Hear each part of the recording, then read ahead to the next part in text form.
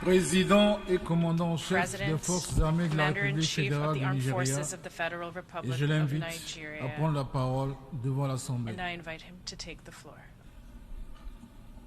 Mr. President, Head of State and Government, Secretary General, distinguished delegates, ladies and gentlemen, on behalf of the people of Nigeria, I congratulate you on your well-deserved election as the President of this session of the United Nations General Assembly. We commend your predecessor, His Excellency Chaba Korochi, for his able stewardship of the Assembly also. We also commend His Excellency Antonio Guterres, Secretary General of the United Nations, for his work seeking to forge solutions to humanity's common challenges. This is my first address before the General Assembly. Permit me to say a few words on behalf of Nigeria, my country, on behalf of Africa, my continent, regarding this year's theme. Many proclamations have been made, yet our troubles remain close at hand. Failures in good governance have hindered Africa, but broken promises, unfair treatment, and outright exploitation from abroad have also exerted a heavy toll on our ability to progress.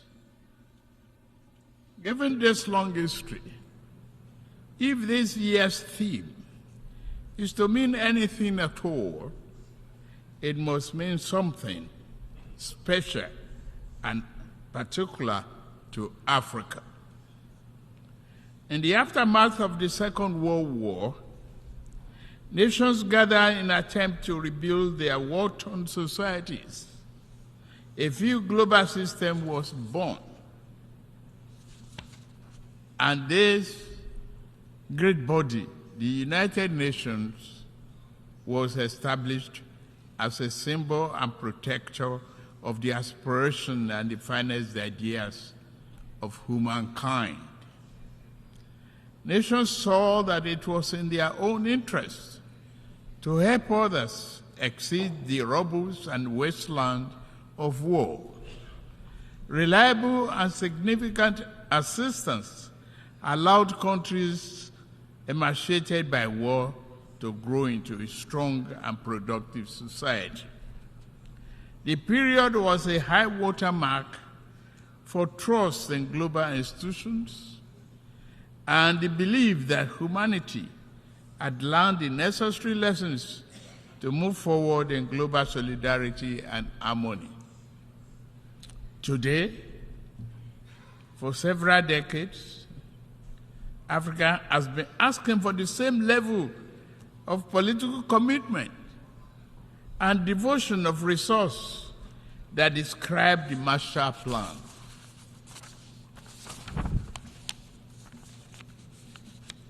We realize that underlying conditions and causes of economic challenges facing today's Africa are significantly different from those of post-war Europe. We are not asking for identical programs and actions. What we seek is an equal, firm commitment to partnership. We seek enhanced international cooperation with African nations to achieve the 2030 Agenda and Sustainable Development Goals. There are 5 points I want to highlight. First, if this year's theme is to have any importance at all and any impact, global institutions, other nations, and their private sector actors must see Africa as a development priority, not just for Africa, but in the interest of us all. as well. Due to both long-standing internal and external factors, Nigerians and Africa's economic structures have been skewed to impede development, industrial expansion, job creation, and the equitable distribution of wealth. If Nigeria is to fulfill its duty to its people, I know, and the rest of Africa, we must create jobs and the belief in a better future for our people. We are pushing for that. We must also lead by example, and we are doing so, to foster economic growth and investors' confidence in Nigeria, and remove the costly and corrupt fuel subsidy while also discarding a noxious exchange rate system in my first few days in office. Other growth and job-oriented firms are in the wings. I'm mindful of the transient hardship that reform can cause. However, it is necessary to go through this phase in order to establish a foundation for durable growth and investment to build the economy our people deserve. We welcome partnerships with those who not mind seeing Nigeria and Africa assume larger roles in the global community. The question is not whether Nigeria is open for business. The question is how much of the world is truly open to doing business with Nigeria, and how African is an equal, mutually beneficial manner. Direct investment in critical industries, opening airports to a wider range and larger quantity of African exports, and meaningful debt relief are important aspects of the cooperation we seek. Second, we must affirm democratic governance as the best guarantor of sovereign will and well-being of the people. Military coups are wrong, as in any titled civilian political arrangement that is, will perpetuate injustice. The wave-crossing part of Africa does not demonstrate favor towards coup. It is a demand for solution to perennial problem. Let us dig it deeper. Regarding Niger, we are negotiating with the military leaders. As chairman of ECOWAS, I seek to help establish democratic governance in a manner that addresses the political economy challenges confronting that nation, including violent extremists who seek to foment instability in our region. I extend a hand of friendship to all of you who may genuinely support this mission for a democratic governance in that nation. This brings me to my third crucial point. Our entire region is locked in protracted battle against violent extremists. In the turmoil, a dark channel of inhuman commerce has formed. Along the route, everything is for sale. Men, women, and children are seen as chattel. Yet, thousands reach the Sahara, hot and sand, and the Mediterranean cold death in search of a better life. At the same time, mercenaries and extremists with their lethal weapons and vile ideologies invade our region from the north. This harmful traffic undermines the peace and stability of the entire region. African nations will improve our economics so that our people do not risk their life to sweep the floors and streets of other nations. We also shall devote ourselves to disbanding extremist groups on our turf.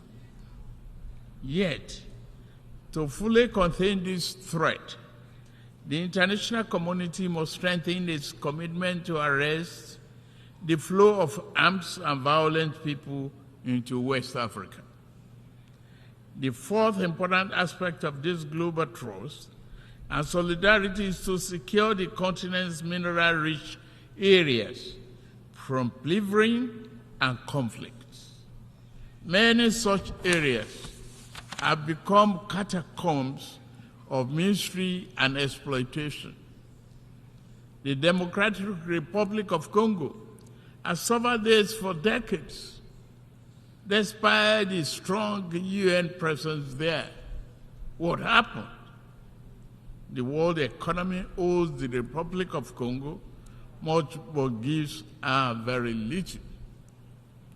The mayhem visited on resource-rich areas does not respect national boundaries. Sudan, Mali, Burkina Faso, Central African Republic, and the list grow on and on and on. The problem also knocks at Nigeria's door. Foreign entities abated by local criminals who aspire to be petty warlords have drafted thousands of people into servitude to illegally mine gold and other resources. Billions of dollars meant to improve the nation's economy now fuel violent enterprises. If left unchecked, they will threaten peace and place national security at a grave danger. Given the extent of this injustice and the high scales involved, many Africans are asking whether the phenomenon is by accident or by design. Members' nations must reply by working with us to deter their farms and nationals from the 21st century pillage of continent riches. Fifth, climate change severely impacts Nigeria and Africa. Northern Nigeria is honored by desert encroachment, hounded from the north. All are arable lands. Our south is pounded by the rising tide of coastal flooding and erosion. In the middle, the rainy season brings flood that kill and displace multitudes. As I lament death at home, I also lament the grave loss of life in Morocco and Libya. The Nigerian people are with you. Please note that. African nations will fight climate change, but must do so on fair and just terms. To achieve the need popular consensus, this campaign must accord with overall economic efforts. In Nigeria, we shall build political consensus by highlighting remedial actions which also promote economic good. Projects such as Green Wall to stop desert encroachment, halting the destruction of our forests by mass production and distribution of gas-burning stoves, and providing employment in local water management and irrigation projects are examples of efforts that equally advance both economic and climate change objectives. continental efforts regarding climate change will register important victories if established economies were more forthcoming with public and private sector investment for Africa's preferred initiatives. Again, this will go far in demonstrating that global solidarity is real and working.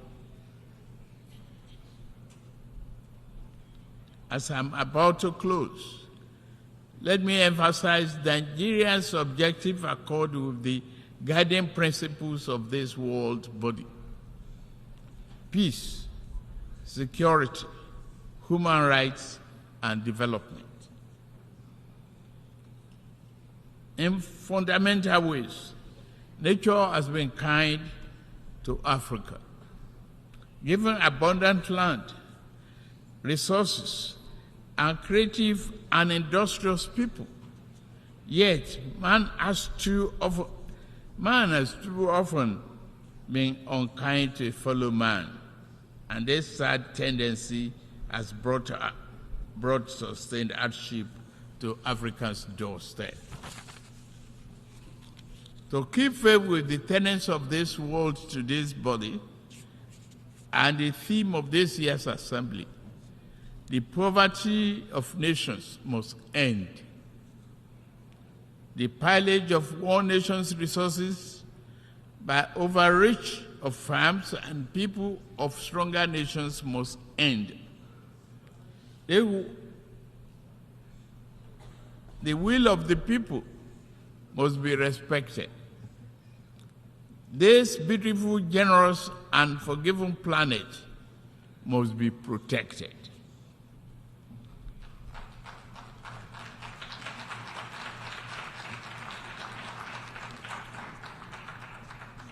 As for Africa, we seek to be neither appendage nor patron. We do not wish to replace old shackles with new ones.